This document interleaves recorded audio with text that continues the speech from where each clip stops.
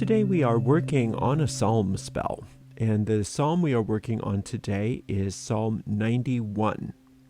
And Psalm 91 is one of the 5 contractual psalms. Any psalm can be used for any purpose.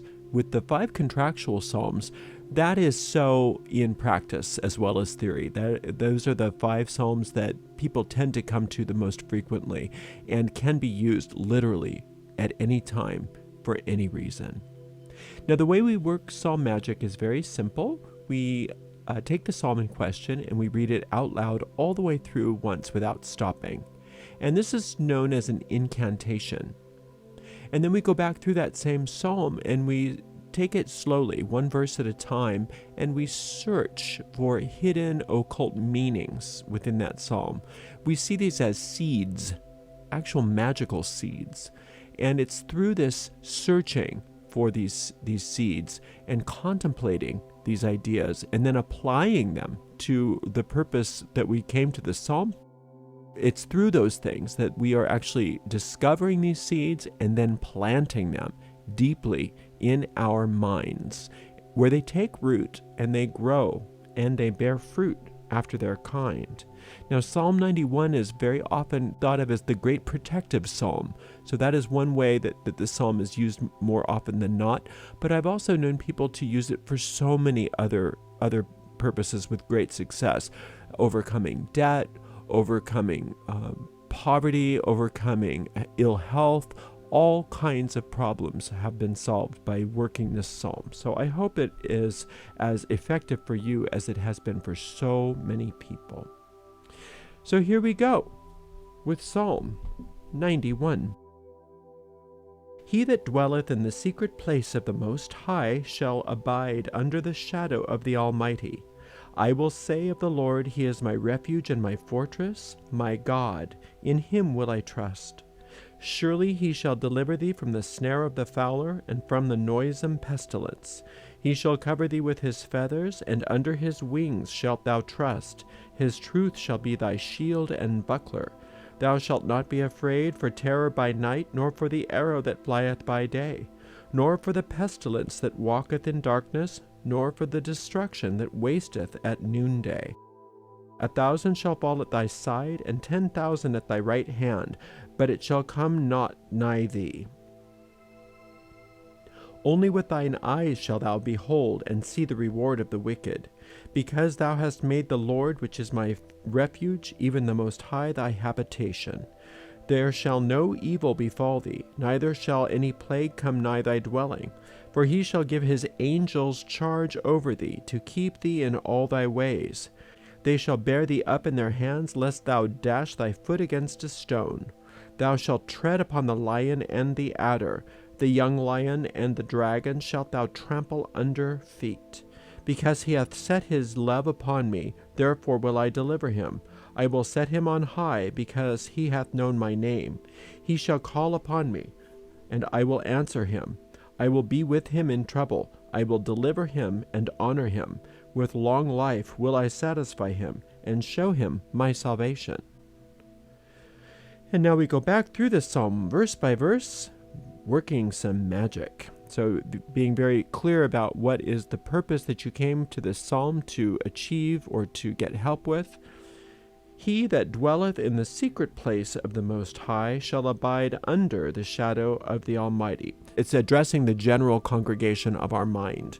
So the language in these psalms is very male-dominated, and so we have to understand the cultures out of which they came. So he that dwelleth in the secret place of the Most High. So when you dwell in the secret place of the Most High, you will abide under the shadow of the Almighty. Now, the shadow of the Almighty, think in terms of where these psalms come from. Desert, where the heat of the sun is deadly. So the shadow of the Almighty is giving you refuge from that which is tormenting you. In this case, the sun, that noonday sun is very, very tormenting. And dwelling in the secret place of the Most High, the secret place of the Most High is in your mind. So you go within, you calm your emotions, you calm your body, you close your eyes, and you find that inner silence. and that still small voice within you then becomes the only reality for you. And when you're in that space, where you're in that secret space, then you're abiding under the shadow of the Almighty, because you've blocked out of your consciousness everything that's not that. I will say of the Lord, He is my refuge and my fortress, my God. In Him will I trust. So when you're saying this of God, who's God? What are we talking about when we're talking about God or the Lord? Well, in the Psalms, in Psalm magic, what we're talking about is the one power of the universe. There's only one. There's only one force. There's only one source. There's only one power. There's only one substance. And there's nothing to oppose it. So one with God is a majority. And so if you need protection, if you need help, if you need assistance, go to nothing but the one source, because it's the only thing that is. Anything else, you're trying to find help where there is no help. You're trying to find help within an illusion. So you don't want to look to the world for your assistance. You don't want to look to the world for your protection. You want to look for the Lord. So I will say of the Lord, He is my refuge and my fortress, my God. In Him will I trust. So your refuge and your fortress, your protection against anything that is a problem for you, is within that secret place. My God, in Him will I trust. So you only can trust that. That's the only power. Anything that's not that power doesn't really exist. Anything that's not that power doesn't really exist. Therefore, you don't want to look to nothing. You don't want to look to darkness for your assistance. You want to look to the source.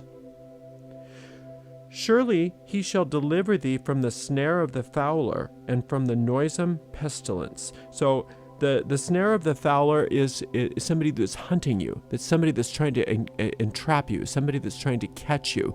So that can happen from people, that can happen outside of you, but most frequently it happens from your own ego mind, your own self-destructive tendencies. So whether it's coming from within you or without you, anything that's trying to snare you, you will be protected, you will be delivered.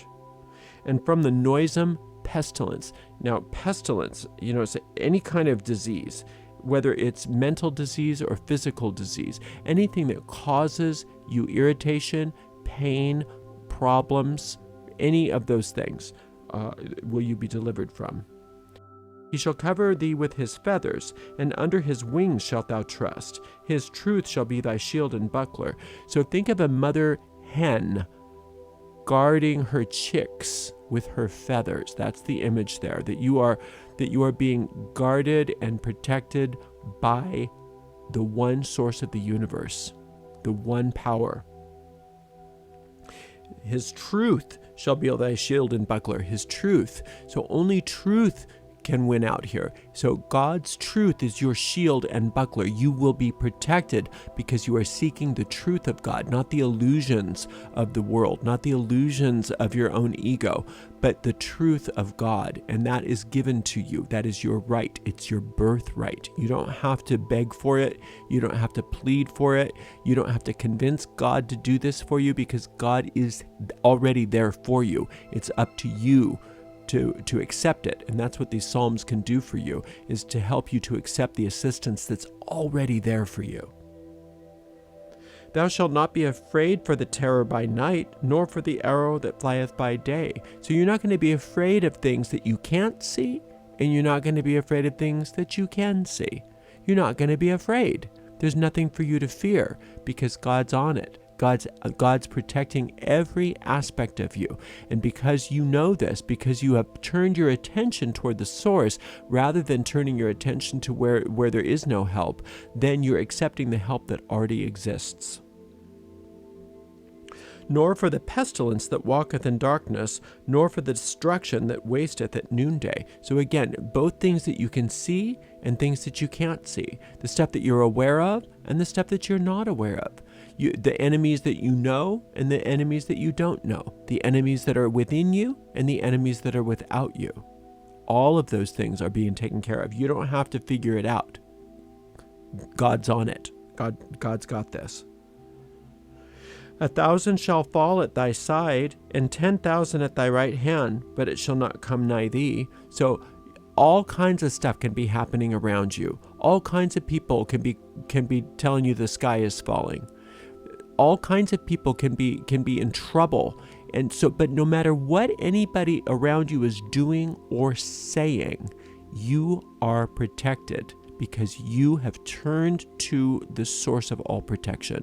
So you don't have to worry about what's going on in the world around you, because you're protected, you're aided, you are safe. You are safe here and now.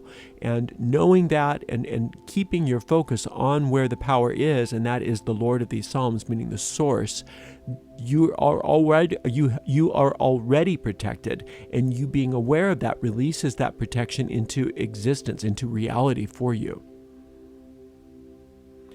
Only with thine eyes shalt thou behold and see the reward of the wicked. So you're only going to see it with your eyes. You're not going to experience it, because the reward of the wicked means that evil destroys itself. Evil destroys itself. So whatever's going on around you, you'll see it. You'll see evil destroying itself. You'll see things being taken care of, but only with your eyes. You're not going to be involved with it. You're not involved with it. It's not part of you. It's not part of your realm anymore. You're existing with God now. So you'll see these things, just like you see stuff on TV. You'll see these things happen, and all that it'll do is remind you that you don't have to worry about anything, because God's got this. Because thou hast made the Lord, which is my refuge, even the Most High, thy habitation. Okay, so you are not just visiting. Your habitation is God. You're living in God. You're dwelling in God. You are resting in God. There is only God. That's the only place that you're searching for.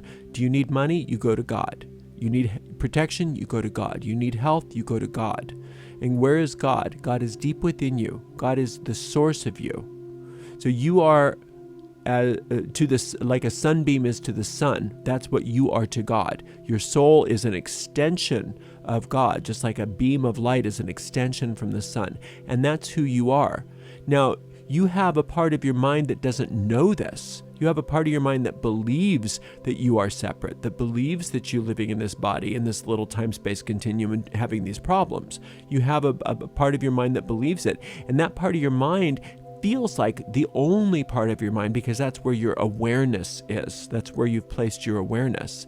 So now what you're learning how to do is place your awareness back on the truth, and the truth of God, and that is that you are a beam of light coming from a central sun. You are an extension of God, and God is always with you, not separate from you.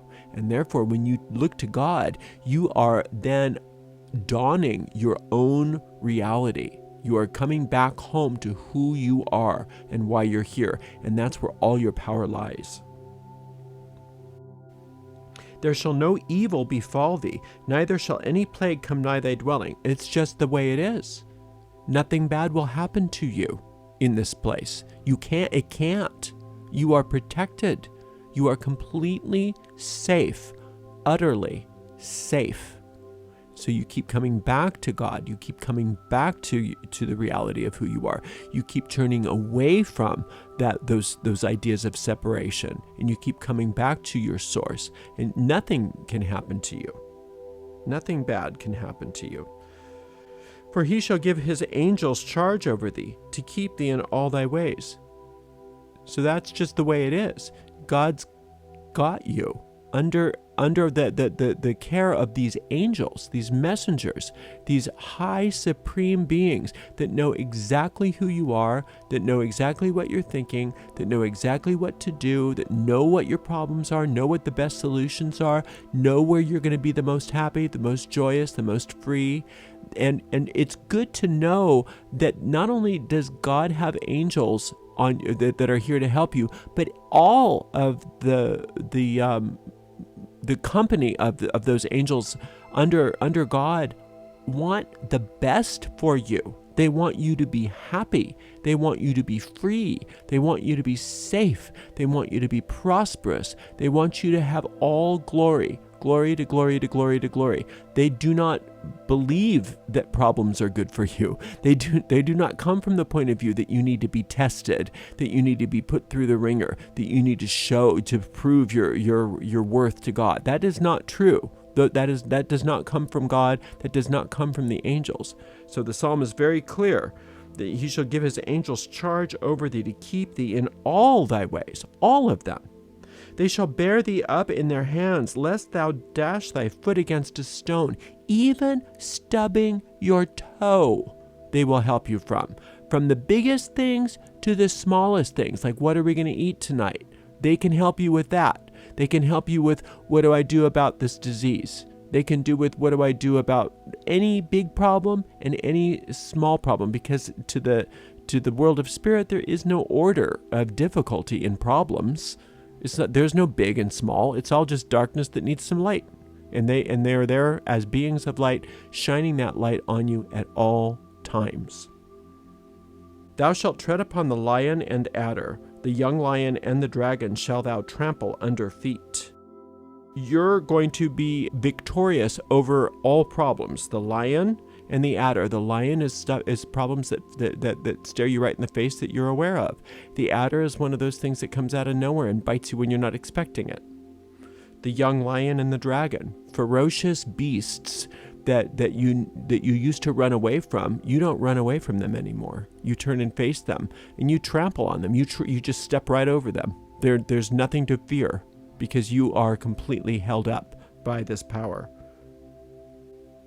Because he hath set his love upon me, therefore will I deliver him. Now that's a very important thing to remember. Because you've set your love upon God, God will deliver you. It's not because God was holding out and now you're doing the right thing and you're being rewarded. That's not what that means. It means that God can't come uninvited, because otherwise God would be violating God's own law of free will. So if God just came in and sent the angels in there to do things for you without your asking, that would not be helping. That would be attacking you. How would that feel for you? If you just were sitting, minding your own business, watching TV one night, and this army came in and said, okay, everybody, get up. We've got good things coming. That would not feel like they were helping you. That would feel like you were being under some sort of attack, some sort of occupation, even though they were doing something that was, quote, good for you. So God's not doing that, and the angels aren't doing that. So you have to set your love upon God, meaning you have to ask for help. And you have to know where that help exists, and that exists in God. And it's through your love, like a child loves their parents, that channel is open to you for that help to be received by you. I will set him on high because he hath known my name. Well, the name of anything in the Psalms is the nature of something. So you know who God is by God's qualities. So infinite intelligence, infinite love, perfect spirit, unassailable, safety, light, peace, joy, truth, love. Those are qualities of God. Those are the names of God in this context. And so you know God by God's name, by their qualities. And that's why you can be set on high, because you are considering the qualities of God rather than your problem. It's a metaphysical truth that you are saved from a problem by focusing on the qualities of God rather than your problem. He shall call upon me, and I will answer him. I will be with him in trouble. I will deliver him and honor him. So you will call upon God, meaning you will turn to God as your source, and God will answer you, because that's the nature of God. The nature of God is responsiveness. When you call upon this power always responds. I will be with him in trouble. So you're not alone. And the moment that you realize that you're not alone, then the trouble starts to dissolve, because you recognize that any trouble is divinely outmatched by God, because there's nothing to oppose God, and God's with you. So therefore, there's no problem that can't be solved immediately, instantaneously. I will deliver him and honor him. So not only are you going to be delivered out of the problem, but it's not going to be God's like delivering you and saying, now don't do that again, and then bitch at you. That's not what God's going to do. God's going to deliver you out of it and say, yes, and you are my divine child in whom I am well pleased. And I love you, and I'm here for you, and I'm here for you forever, for always. No matter what, I am here for you. With long life will I satisfy him and show him my salvation. So long life in this regard means that in this physical world that you're going to have long life and good health, but long life in eternity also, meaning that you're with long life will I satisfy him. So you're going to be satisfied for eternity. You're going to be satisfied for eternity. Can you imagine what eternal satisfaction feels like? Well, that's what you're getting. That's what God has for you. Eternal satisfaction, perpetual satisfaction. That's happily ever after. And show him my salvation. So to show you God's salvation means that you come up with any problem. Go for it. Come up with any problem and I can solve it. I'm your salvation no matter what it is. There's no problem you can show me that I can't solve. So bring him to me, and I'm going to show you my salvation. And this is how it is in eternity, because eternal satisfaction is my will for you, because you are my beloved child in whom I am well pleased. And that's how we work these Psalms. We just keep coming back to the Psalm again and again until we start to feel peace about whatever situation we brought to the Psalm. And that peace is an indication to us that the spell has taken, and we can stop casting this spell and move on to something else. Thank you so much for joining me today. I can't wait to work with you again. And until next time, blessed be.